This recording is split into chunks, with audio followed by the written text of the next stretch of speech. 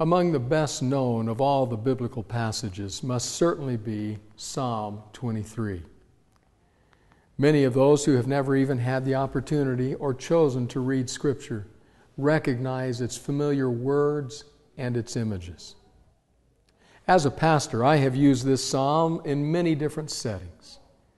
I can remember using it at Thanksgiving time, speaking of our cup overflowing. I have quoted it at the bedside of a dying patient, speaking of the shepherd who is with us ever and always. We have used it at times when people die, talking of moving through the valley of the shadow of death, but not doing so alone. Its words are very familiar. Its themes are very precious.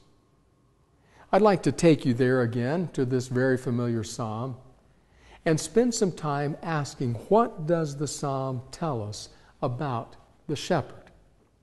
After all, you quickly conclude that this is a psalm about the shepherd. In at least 13 different places, it makes direct reference to the shepherd. The Lord is my shepherd. He makes me lie down. He leads me. He guides me. He restores me. You are with me. Your rod and your staff. I will dwell in the house of the Lord forever. Time and time and time again, it makes reference to the shepherd. And so I come with the question today. What specifically does this psalm tell us about our shepherd? If we are facing difficult times, dark days, what certainties can we draw from its words and its images?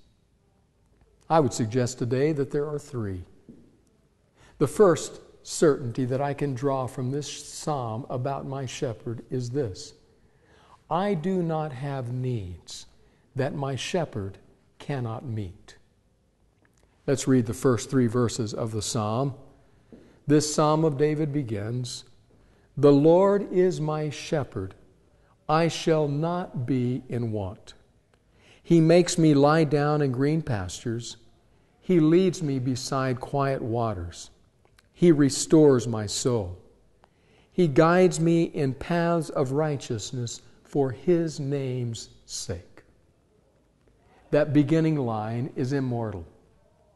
One version renders it this way: "The Lord is my shepherd. He meets my every need." In other words, what the psalmist is saying is, I don't have needs that my shepherd cannot fill. The other phrases of that first part of the psalm make it clear. He makes me lie down, He leads me beside, He restores, He guides. He is involved in every day and in every act of my life. Now let's be honest and say that there are some of our needs that we don't talk about as much. What do we do, for example, when we feel angry, when we experience grief, when we ask questions? Is our shepherd able to meet and to fill those needs? All one has to do is to peruse the Psalms to discover that the psalmists were very keen to open themselves fully up to their shepherd. If angry, the psalmist would make it known. If they had questions, the questions came out clearly. If there was a need to grieve, that grief was experienced and felt. They knew a shepherd who would meet their every need. I love the words. Did they come from the pen, I believe, of Philip Yancey? The words that say this: Christians are here to love when it seems God doesn't. We have to confess that there are those moments when it seems God doesn't, and that we can be surrounded by the sustaining support and love of friends. But there's one added reality. The psalmists say we can bring ourselves fully, authentically, and honestly before God, for His shoulders are big enough to hold us. He can bear us up with His everlasting arms, meeting the needs that come our way. So the first thing the psalm says is simply, we do not have needs that our shepherd cannot meet.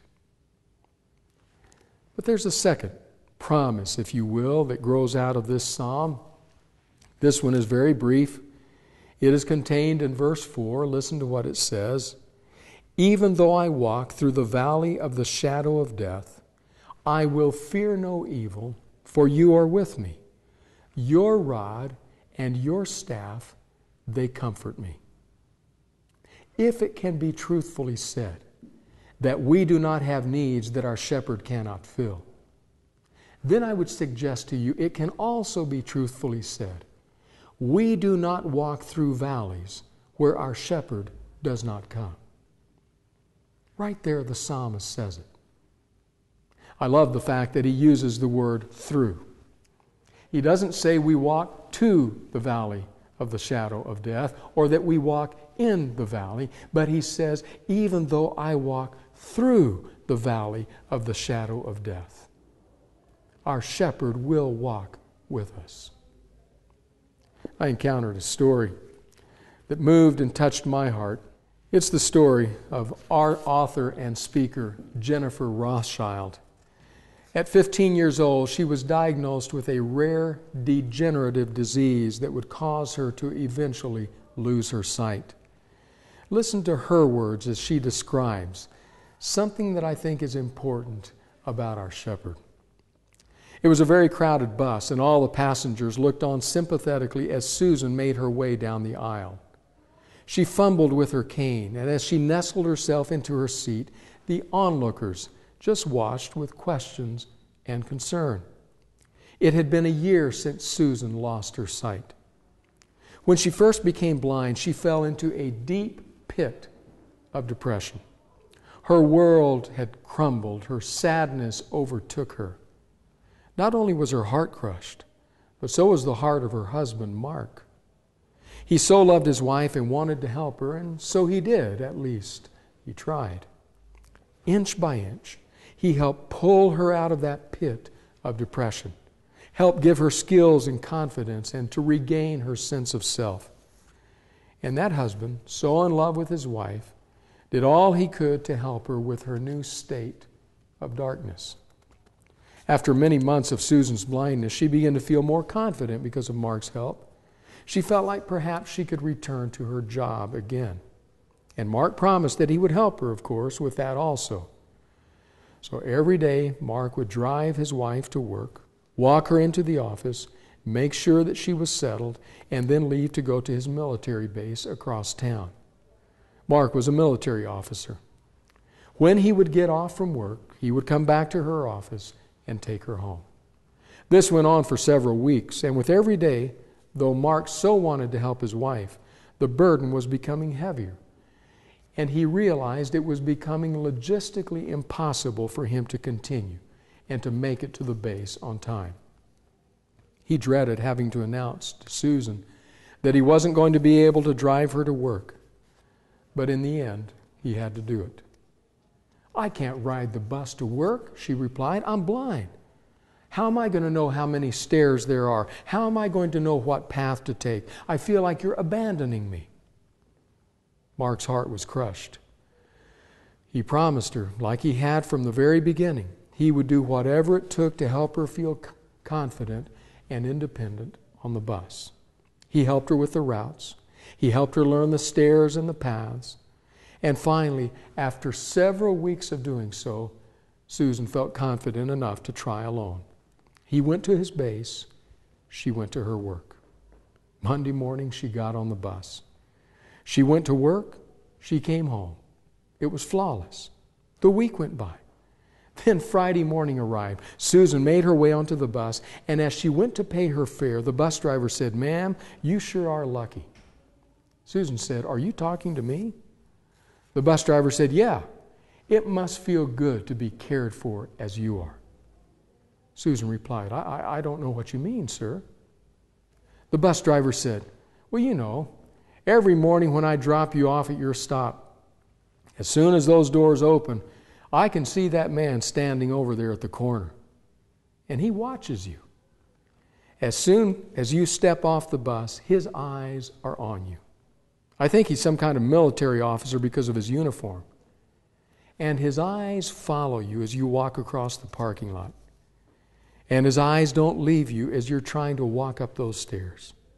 And when your hand touches that doorknob, His eyes are on you. Until you open that door and go inside, that man doesn't take his eyes off you. And once that door closes, He stands tall and straight, like a sentinel, and He salutes you, and then He blows you a kiss. No wonder Jennifer Rothschild told Susan's story. His eyes are on you, he said. His eyes never leave you. That's the word of the psalmist. He says, you do not walk through valleys where your shepherd does not come. His eyes are on you every step of the way. You do not walk alone. He companies with you, though at times you cannot sense His presence. But somewhere He watches and salutes and smiles. But His eyes never leave you. That's the psalmist's shepherd. That's your shepherd and mine. And in this old psalm that we know and love, he says, you do not have needs that your shepherd cannot fill. He says, you do not walk through valleys where your shepherd does not come. But finally, the last two verses of the psalm, he writes, you prepare a table before me in the presence of my enemies. You anoint my head with oil, my cup overflows. Surely goodness and love will follow me all the days of my life, and I will dwell in the house of the Lord forever. May I say it this way? You do not face a future without your shepherd's presence. I will dwell in the house of the Lord forever. Magnificent words. A promise that continues to echo down through time. We do not face a future without His presence.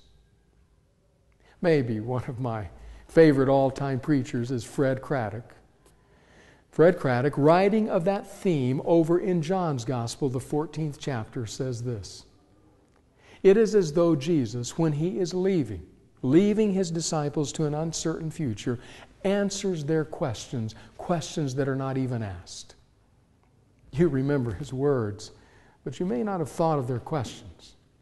Says Craddock, the disciples asked the three questions that any child, any group of children will ask when they see their parents putting on coat and hat, getting car keys, heading out for the evening. They will ask the questions, and Jesus answers them. They will ask, where are you going? Can we come too? Then who's going to stay with us? Where are you going? Jesus says, to the Father's house. Can we come too? Not now. Then who's going to stay with us? I will not leave you orphans, Jesus says. I will send you another comforter, the Spirit of truth. They are different words, but the very same theme of the psalmist. I will dwell in the house of the Lord forever. And so we come to the words, very familiar words, beloved images of the psalmist, knowing clearly that we have memorized it. But we come once again to discover something about our shepherd. What does the psalmist tell us? The psalmist tells us we don't have needs that our shepherd cannot meet. He tells us we don't go through valleys where our shepherd does not come. And he tells us we do not face a future without His presence. So as you live today, please know this. You live in the shepherd's care.